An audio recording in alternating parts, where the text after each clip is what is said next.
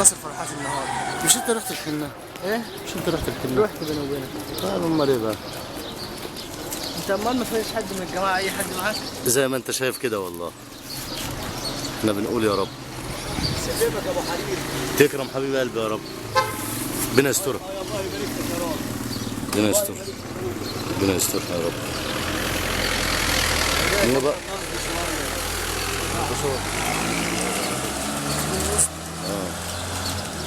ربنا يسترك. مش فارق انا ببيعها اساسا. لا واحده واحده برضه. كنت كده الا بالعافيه. هي بالعقل ماشي. تيجي واحده واحده بالعقل برضه ان شاء الله. هو لازم اذن عشان تعمل ثمر.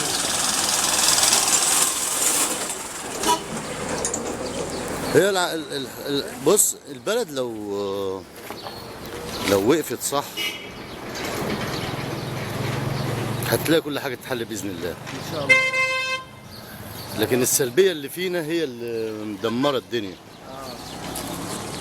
يعني منظر زي ده المسؤولين ما بيشوفوهوش. شايفين رايحين جايين. التلفزيونات ما بعتتش، الجرايد ما كتبتش.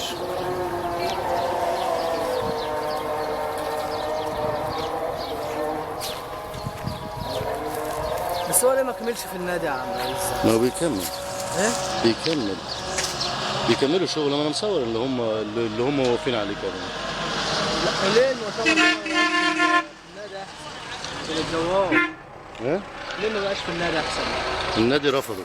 رفضوا؟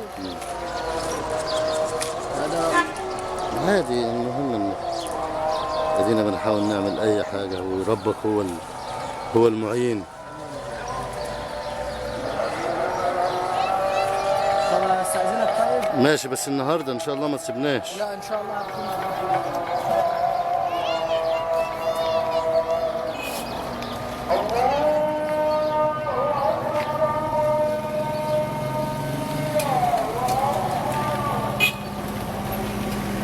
حماد ازيك حبيبي؟ عامل ايه؟ اخبارك؟ ماشي.